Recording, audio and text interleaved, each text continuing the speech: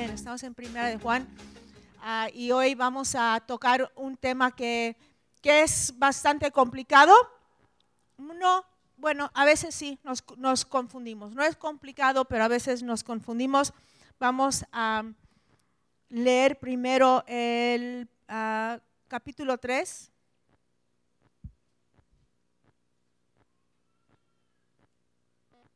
De Primera de Juan. Y vamos a empezar desde el principio, aunque la semana pasada vimos los primeros tres versículos. Yo salí súper edificada la semana pasada. Bueno, dice, mirad cuán gran amor nos ha otorgado el Padre para que seamos llamados hijos de Dios, y eso somos. Por esto el mundo no nos conoce porque no le conoció a Él. Amados, ahora somos hijos de Dios y aún no se ha manifestado lo que habremos de ser, pero sabemos que cuando Él se manifieste, seremos semejantes a Él, porque le veremos como Él es. Y todo el que tiene esta esperanza puesta en Él, se purifica así como Él es puro. Versículo 4. Todo el que practica el pecado, practica también la infracción de la ley, pues el pecado es infracción de la ley. Y vosotros sabéis que Él se manifestó a fin de quitar los pecados, y en Él no hay pecado. Todo el que permanece en Él no peca. Todo el que peca ni le ha visto ni le ha conocido. Hijos míos, que nadie os engañe. El que practica el practica la justicia es justo, así como Él es justo. El que practica el pecado es del diablo, porque el diablo ha pecado desde el principio. El Hijo de Dios se manifestó con este propósito, para destruir las obras del diablo. Ninguno que es nacido de Dios practica el pecado, porque la simiente de Dios permanece en él y no puede pecar, porque es nacido de Dios. En esto se reconocen los hijos de Dios y los hijos del diablo. Todo aquel que no practica la justicia no es de Dios, tampoco aquel que no ama a su hermano. Así que vemos que esto puede confundir un poco, ¿no? Pero estamos viendo que Juan está intentando corregir algunas falsas enseñanzas, falsa doctrina que había entrado en la iglesia acerca del pecado. Juan aclara cómo es un cristiano. Hay cosas que marcan un cristiano y esas marcas son nuestra respuesta cuando nosotros respondemos al amor y misericordia de Dios. Y esas cosas son las que cambian nuestro comportamiento y es evidente que hemos recibido de su gracia. Ahora, al principio del libro nos muestra sus preocupaciones, Juan, con los maestros que estaban entrando, que estaban enseñando doctrinas falsas, que estaban ellos sembrando confusión en cuanto a lo que era el pecado, porque el gnosticismo estaba creciendo, era una enseñanza que todo lo material era malo, todo lo espiritual era bueno, y separaban lo físico de lo espiritual, y lo que hacías en el cuerpo no afectaba a tu espíritu, ¿no? Tú podías justificar tu pecado con tus circunstancias o tu forma de pensar. Y como lo material era malo y Dios era espiritual, y lo bueno, tampoco lo bueno podría haberse hecho hombre. Así que entre otras cosas no creían en la encarnación de Dios en Cristo Jesús. Así que todos sabemos que Cristo vino para darnos algo, ¿no? Que Cristo vino para darnos algo, pero también vino para destruir algo que hemos visto aquí. Juan dijo en su Evangelio 3:17 que Dios envió a su Hijo al mundo, no para condenar al mundo, pero para que fuese salvo el mundo a través de él. Pero luego vemos en el versículo 8 de este capítulo de Primera de Juan, el Hijo de Dios se manifestó con este propósito para destruir las obras del diablo. Y a veces tenemos que permitir que algo sea destruido antes de que nazca algo nuevo, antes de que se construya algo nuevo, antes de que se salve algo. Si no abrimos nuestras vidas a la destrucción de la obra del enemigo en nuestras vidas, no vamos a entender nunca lo que es el Evangelio. Ahora dice, el Hijo de Dios se manifestó con este propósito para destruir las obras del diablo.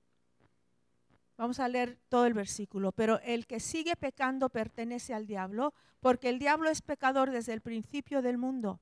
El Hijo de Dios vino para aniquilar la obra del diablo. Algunas traducciones dicen destruir, otros dicen aniquilar. Vamos a ver tres cosas esta mañana. ¿Qué es lo que el Hijo de Dios vino a destruir? ¿Cómo lo hizo? ¿Y qué significa esto para cada uno de nosotros personalmente? Y vamos a leer muchas veces estos pasajes porque los tenemos que leer para entenderlos. El que practica el pecado es del diablo, porque el diablo peca desde el principio. Para esto apareció el Hijo de Dios, para deshacer las obras del diablo. Esa es la Reina Valera de todo, que todos conocemos, ¿no? Para deshacer las obras del diablo. Y la versión la palabra dice, el Hijo de Dios vino para aniquilar la obra del diablo. Cuando entró el pecado al mundo, llegó la maldición del pecado que afecta a todo, ¿no? Cuando el diablo entró con pecado al huerto de Edén, cuando Adán y Eva fueron tentados y cayeron en pecado, cambió todo, ¿no? Afectó todo. Con el pecado entró la enfermedad, con el pecado entró la pobreza, con el pecado entró la depresión, con el pecado entró todo malo. Versículo 4 dice, todo el que practica el pecado practica también la infracción de la ley, pues el pecado es la infracción de la ley. Quebranta la ley de Dios. El pecado va en contra de la ley de Dios. Es decir, bueno, Dios lo demanda, pero yo prefiero otra cosa. Bueno, Dios promete esto, pero yo no lo quiero. Reemplazamos las leyes de Dios con las nuestras. El pecar es rebelarte contra el derecho que Dios tiene para gobernar a sus criaturas y para gobernarnos a nosotros. Esto es lo que es el pecado. Muchas veces la gente piensa en pecados en particular y dicen, esto es pecado o esto es pecado. No, el pecado es decir, mira, yo quiero hacerlo a mi manera, tú no tienes derecho de meterte en mi vida, yo voy a hacer lo que se me da la gana y yo lo voy a hacer como yo quiero. Eso es el pecado, es rebelarte en contra del derecho que Dios tiene para hablar sobre tu vida y para dirigir tu vida. Entonces esta es la esencia del pecado y lo que Cristo vino a destruir. ¿Y cómo lo destruye? Vemos dos respuestas aquí. Una es en el versículo 8, Cristo se manifestó. ¿Qué quiere decir? Que vino a la tierra, nació, vivió, murió y resucitó. No solo mandó su presencia, vino en la carne. Y su muerte y su resurrección destruyó la obra del pecado. Entonces, Él se manifestó. Si Él no hubiera venido, no hubiera destruido, Dios no hubiera destruido nada, pero Él se hizo carne y Él vino. Y la segunda respuesta es en el versículo 9, tiene con el nuevo nacimiento. Dice, ninguno que es nacido de Dios practica el pecado, porque la simiente de Dios permanece en él y no puede pecar porque es nacido de Dios. Las dos cosas son necesarias. No es suficiente que Cristo haya nacido, muerto y resucitado por nuestros pecados. Nosotros tenemos que apropiarnos, recibir, abrirnos, coger para nosotros todo lo que Él ha hecho de forma personal. Recibir la victoria de forma personal. Cuando nace uno de nuevo, el pecado es vencido en nuestras vidas y la obra del diablo es destruido. Ahora, ninguno que es nacido de Dios practica el pecado porque la simiente de Dios permanece en él. Otras versiones dicen, la naturaleza de Dios permanece en él. Ahora, cuando Pablo dice,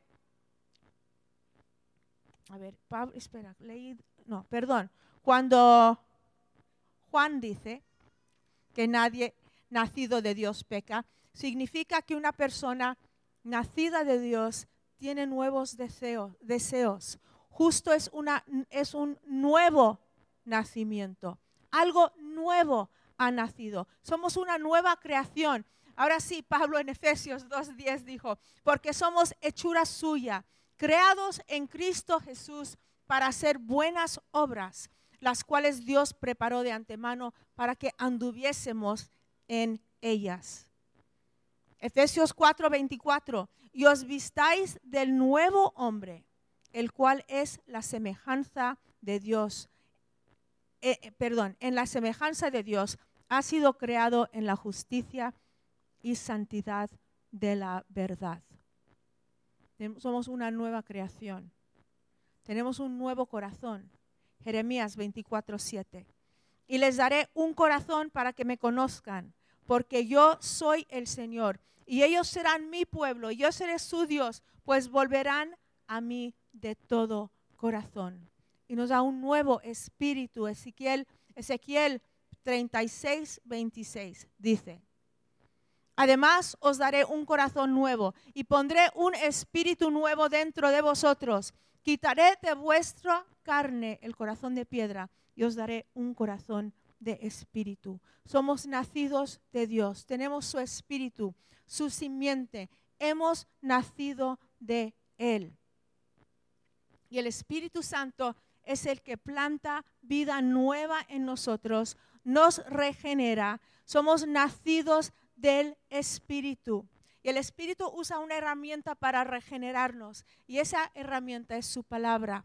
Primero de Pedro 1:4 dice, por medio de las cuales nos ha concedido sus preciosas y maravillosas promesas, a fin de que por ellas lleguéis a ser partícipes de la naturaleza divina, habiendo escapado de la corrupción que hay en el mundo por causa de la concupiscencia. Participamos que en su naturaleza. Es la obra del Espíritu Santo por la palabra de Dios que nos regenera. Pero claro, hay un problema una parte problemática de este texto, ¿no? Estos pasajes de Juan, porque parece que Juan dice, no puedes pecar, y luego dice, si pecas, tienes abogado, y luego dice, el que conoce a Dios no peca, y luego dice, si tu hermano peca. Dice, a ver, Pablo, ¿eres bipolar? ¿O qué? Digo, Juan, ¿eres bipolar? ¿O qué te pasa? ¿No? ¿Puede o no puede? Y yo he oído de todo.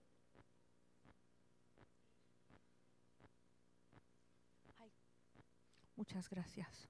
Hay gente proactiva en este mundo.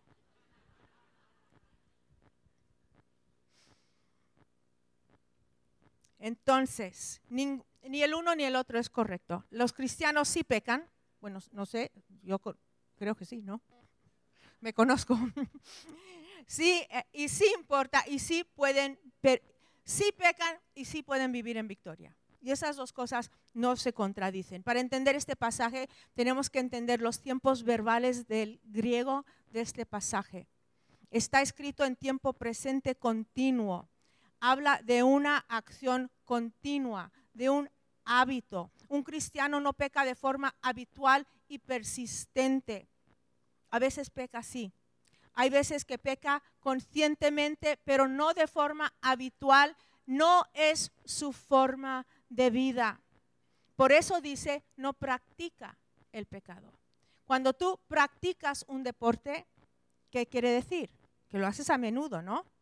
Ahora, si tú me dices, ¿tú practicas el tenis? Sí. ¿Cuándo? Pues cuando tenía 12 años fui una vez. No, eso no es practicar, ¿vale? Eso no es practicar. ¿Tú vas a esquiar? Sí, una vez cuando No, eso no es practicar. El practicar es hacerlo. Yo a las 8 de la mañana, los sábados, es algo que haces habitualmente. El practicar algo. Entonces aquí dice, ninguno que es nacido de Dios, en versículo 9, practica el pecado, porque la simiente de Dios permanece en él. No es algo que haces habitualmente porque tú tienes la semilla de la vida de Dios en ti. Cristo vino para destruir las obras del diablo y nosotros como cristianos no vivimos bajo la esclavitud del pecado. El pecado no reina sobre nosotros. Ahora podemos decir que aunque el creyente a veces peca, el cristiano se opone al pecado, odia el pecado. Ha habido un cambio en nosotros. Su mente está puesta en las cosas del Espíritu y ya no puede vivir como antes. No puede decir todo da igual. Yo hago esto porque quiero. No, su mente ha cambiado. Los deseos de Dios están puestos en él. ¿Y vive para qué? Para agradarle y para vivir en libertad. Ha habido un cambio. Su mente está puesta en las cosas del Espíritu. Romanos 8:6, porque la mente puesta en la carne es muerte, pero la mente puesta en el Espíritu es vida y paz. Nuestra conexión ya no es con el mundo, su mente está puesta en cosas de arriba. Colosenses 3:2 dice, poned la mira en las cosas de arriba, no en las de la tierra. Ahora, los no cristianos, los inconversos, viven vidas de pecado habitual, practican el pecado. Es una forma de vivir que no se rompe, una forma de vida que no pueden controlar. Pero los cristianos permanecemos en Él, bebemos de la vida abundante que Él nos ofrece. Versículo 6 dice, todo el que permanece en Él no peca. El ser cristiano la conversión resulta en una vida diferente que la vida anterior. Es una vida que toda la Trinidad participa en nuestra salvación. El Padre nos despierta nuestra necesidad de salvación por el peso de la ley que no podemos cumplir. Tú miras tu vida, tú miras la persona que quieres ser, tú ves todos los mandamientos de Dios y dices, no llego, no llego, no llego, no llego. Necesito un Salvador. El Hijo nos transforma porque nos quita el pecado, somos unidos somos unidos a Él, al que destruye el poder del pecado sobre nuestras vidas. Y la obra del Espíritu Santo completa el cuadro. No podemos ser igual porque el Espíritu Santo nos regenera. Versículo 10. En esto se reconocen los hijos de Dios y los hijos del diablo. Todo aquel que no practica la justicia no es de Dios, tampoco aquel que no ama a su hermano. Otra traducción que leí dice, es obvio los que son de Dios y los que no son de Dios. ¿Por qué? Porque viven una vida de total dependencia en Él, permanecen en Él. ¿Cuántas veces habló Cristo de permanecer? De permanecer en la vid, de permanecer en Él. Hacemos nuestra morada, ponemos nuestras raíces. No es ir y venir, no es ir de visita, es estar de forma permanente, es emigrar de una vez y para siempre, del mundo de las tinieblas al mundo de la luz. Y no debe ser tan difícil, ¿no?, saber quién pertenece a quién. El que tiene la simiente de Dios en él no puede vivir en un patrón de pecado sin importarle porque es nacido de Dios. Pero los que son de Cristo no son esclavos del pecado. El poder del pecado ha sido roto sobre sus vidas. Ahora, no estamos hablando aquí del perfeccionismo. Aquí es donde la gente se confunde. No estamos hablando del perfeccionismo, pero sí de la dirección en la que camina un creyente sincero. Entonces, si una persona nacida de Dios una persona nacida de Dios no se convierte en una persona perfecta que nunca peca, pero a la vez no puede seguir contento en el pecado. Entonces, ¿cómo hace? Dices, bueno, ¿cómo vivimos una vida que agrada a Dios? ¿Cómo vivimos una vida que no peca? Vamos a volver a 1 de Juan 1:7. Que más si andamos en la luz, como Él está en la luz, tenemos comunión los unos con los otros, y la sangre de Jesús, su Hijo, nos limpia de todo pecado. Si andamos en la luz, si andamos recibiendo perdón y limpieza por su sangre, por la sangre de Cristo, vivimos una vida de transformación. Andamos en la luz de Cristo, y Él nos muestra nuestro pecado y respondemos a esa luz. No queremos nada oculto. La sangre de Cristo nos limpia de todo mal. Queremos andar en la luz. ¿Cuántas veces nos ha sorprendido la luz en un rincón oscuro de nuestra vida que no sabíamos que necesitábamos cambiar? ¿Qué pasa? Necesitamos abrirnos al amor de Dios. Necesitamos abrirnos a la luz de Dios, a la luz de su palabra, y no tener miedo a la luz de Dios. Porque ¿sabes lo que pasa con los años? A veces empezamos a sentirnos muy seguros en nuestra propia habilidad y nuestra justicia. Y no escuchamos de nadie. No escuchamos la voz del Espíritu Santo. No escuchamos la voz de nuestro hermano. No dejamos que la luz alumbre nuestros corazones, porque no queremos que nadie entre ahí. Porque no queremos, punto. O no queremos el esfuerzo, porque es esfuerzo. O no queremos el dolor, o pasamos, ¿no? El Hijo de Dios se manifestó con este propósito, para destruir las obras del diablo. Satanás es el creador de todo mal. Recuerda que todo sufrimiento, enfermedad y tristeza viene por la presencia de las obras del diablo, y que todo es el resultado del pecado. Cuando la gente empieza a echarle la culpa a Dios por tantas cosas en el mundo, ¿no? Y dices, comida hay. Lo que no hay es generosidad. Dinero hay. Lo que no hay es generosidad. Hay para todo el mundo, pero si nosotros no damos de lo que tenemos y no ponemos nuestros ojos en los necesitados, pues claro, entonces, ¿culpa de quién es? Culpa del egoísmo y del pecado. Entonces, ¿qué significa esto para mí personalmente? Cristo vino para destruir las obras del enemigo y restaurar todo lo que hemos perdido a causa del pecado.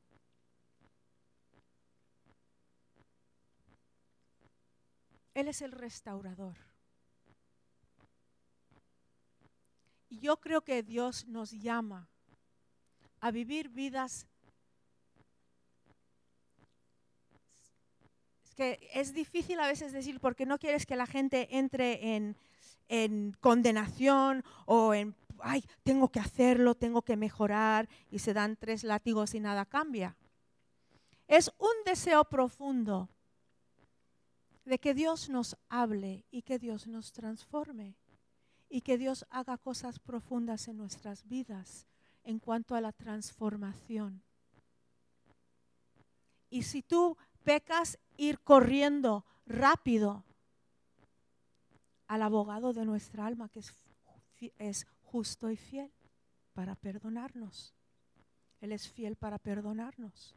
Pero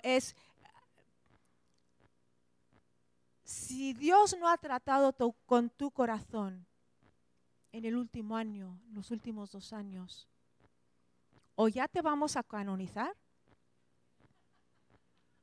o no estás escuchando, o no estás escuchando. Necesitamos abrir nuestras vidas a Él. Decir, Señor, ¿qué es lo que tú quieres tratar en mi vida? ¿Dónde te he dicho aquí no? ¿Dónde te he dicho yo puedo solo? ¿Dónde he dicho no te metas? ¿Dónde he dicho yo eso ya lo superé? ¿Dónde he dicho yo ya soy súper espiritual ¿O dónde has dicho, yo me rindo y ya no voy a tratar con esto y este soy yo? ¿Mm?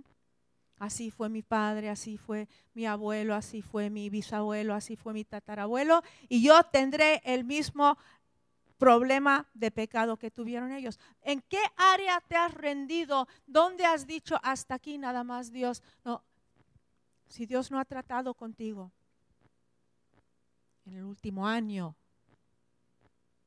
semana,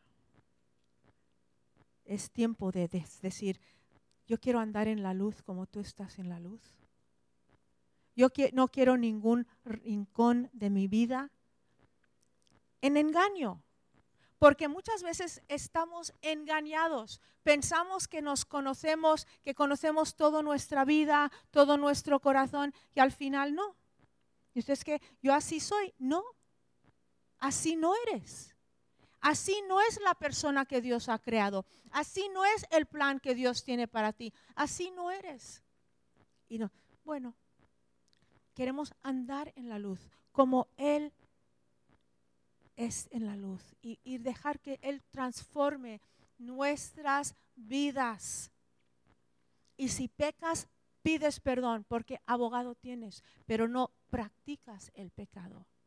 No practicas el pecado. No es todos los días tu misma historia, todos los días la misma lucha. No, si es eso, entonces necesitas un toque divino de Dios para liberarte. Cristo vino para qué? Para destruir cualquier cosa que te ata. Cristo vino para destruir la obra del diablo. Cristo vino para poner en ti esa esperanza. Cristo vino para romper todo lo que no deja que tú seas libre. Una persona libre para amarle, una persona libre para dar. Hay personas que no pueden dar amor. ¿Por qué? Porque no han recibido el amor de Dios. Tienen miedo. Dice que el amor de Dios que echa fuera el temor. Si tú tienes miedo de amar, si tú tienes miedo de dar, si tú tienes miedo de involucrarte en amistades, no has recibido, no has entendido el perfecto amor de Dios que echa fuera, echa fuera. Echa fuera. Cuando tú sabes que eres amado, cuando tú sabes que eres amada, entonces tú estás firme en ese amor de Cristo, en ese amor de Dios, y el viento no te lleva por aquí y luego te lleva por ahí. Y yo seguro que le caí mal al compañero de trabajo, y seguro que Rebeca me odia, y seguro que Antonio me miró mal, y seguro que invéntate tú lo que tú piensas. Es el amor de Dios que echa fuera todo temor de rechazo. Echa fuera todo temor de darte. Cuando Cristo nos libera ¿para qué? Para dar. Para dar. Si tú vives así, esto no está en mis notas, pero me está gustando. Si tú vives así, que no das nada, ni un euro de tu dinero y ni un poquito de amor de tu corazón, a lo mejor no conoces a Dios. Y es tiempo de abrir tu vida a Él. Y decir, Señor, haz lo que tengas que hacer en mi vida. ¿Has orado eso alguna vez? Señor, da miedo. Cuando la gente dice, es que si yo me entrego al Señor, a lo mejor me manda a la China. Digo, a lo mejor. No, porque si nos damos a Dios, nos damos todo a Dios. Yo no soy de las que dicen, no, Dios no solo te va a ayudar a conseguir tus sueños. No, Dios nos da sueños, claro que sí. Dios nos bendice, claro que sí. Pero cuando nosotros le vemos y vemos quién es Él, muchas veces nuestros sueños cambian. Y queremos agradarle, y queremos recibir de Él, y queremos conocerle. El amor perfecto echa fuera el temor. Si andamos en la luz como Él está en la luz, tenemos comunión los unos con los otros. Tenemos comunión, nos amamos. Cristo vino para destruir las obras del enemigo y restaurar la victoria de Cristo en nuestras vidas. Primera de Juan 5:4 dice, porque todo el que es nacido de Dios vence al mundo. Dice, vale, Cristo ha vencido al mundo y ahora ¿qué hago yo? Porque todo el que es nacido de Dios vence al mundo y esta es la victoria que ha vencido al mundo, nuestra fe. Tu fe, fe, es la forma de participar en la victoria de Cristo sobre las obras del diablo, es nuestra fe. ¿Qué es fe? Es confiar en Él, es poner todo tu peso sobre Él. ¿Qué es la fe? Es poder decir, mira, yo tengo fe que esta silla no se va a caer. Si yo no tuviera fe que esta silla no se cayese, yo no me sentaría, pero yo tengo fe.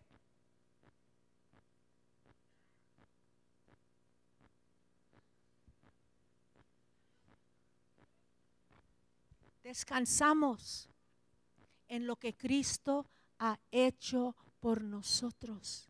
Descansamos en su obra en la cruz. Descansamos que en la cruz Él rompió el poder del diablo sobre nuestras vidas. Y no tienes que tú estar luchando. Ay, a ver si venzo hoy este pecado. Ay, a ver si venzo hoy este pecado. No, tú dices, Dios, yo tengo fe en tu victoria y recibo tu victoria y voy a vivir en victoria por lo que Cristo ha hecho en la cruz con la ayuda del Espíritu Santo y bebemos de esa agua que Dios nos da, esa vida eterna que Dios nos da, esa vida abundante que Dios nos da. Recibimos de Él, vivimos de Él. Ponemos nuestra confianza en Él, ponemos nuestra fe en Él, ponemos nuestro descanso en Él, nos apoyamos en Él. Es por fe.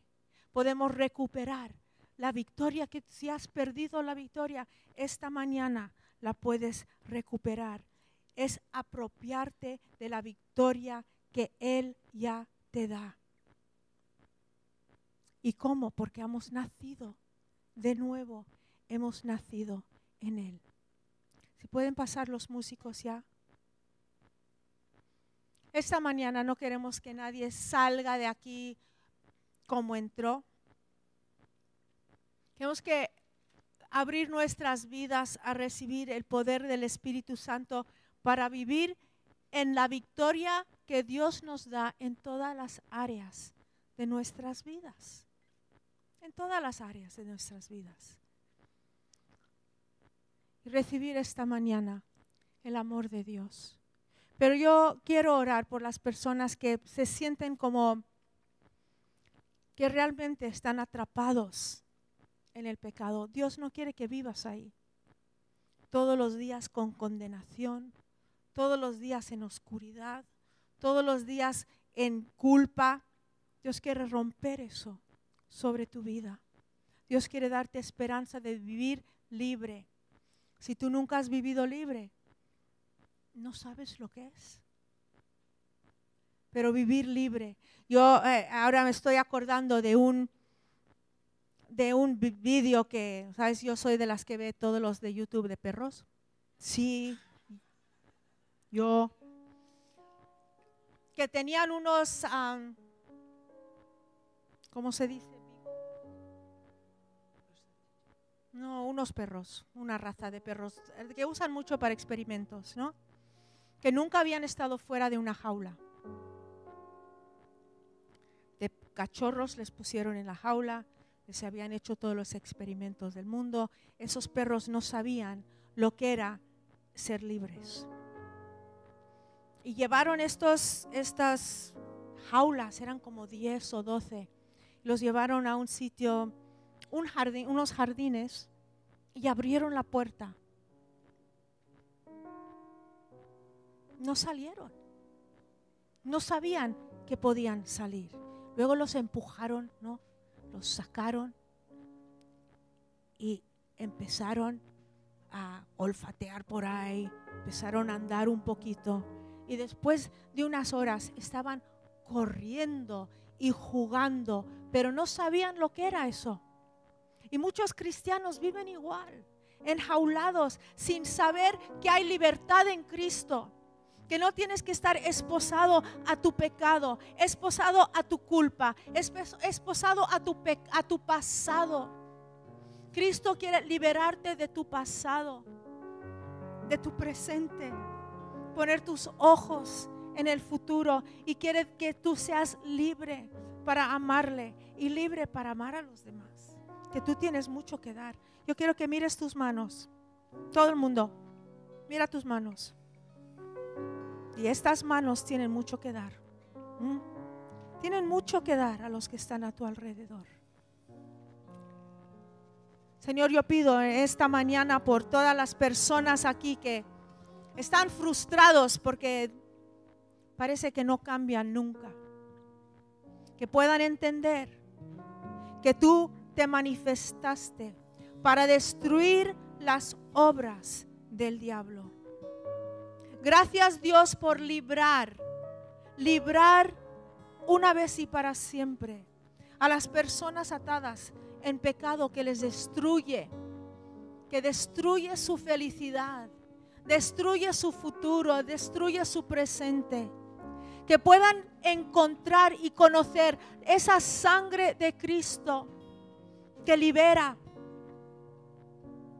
que cambia.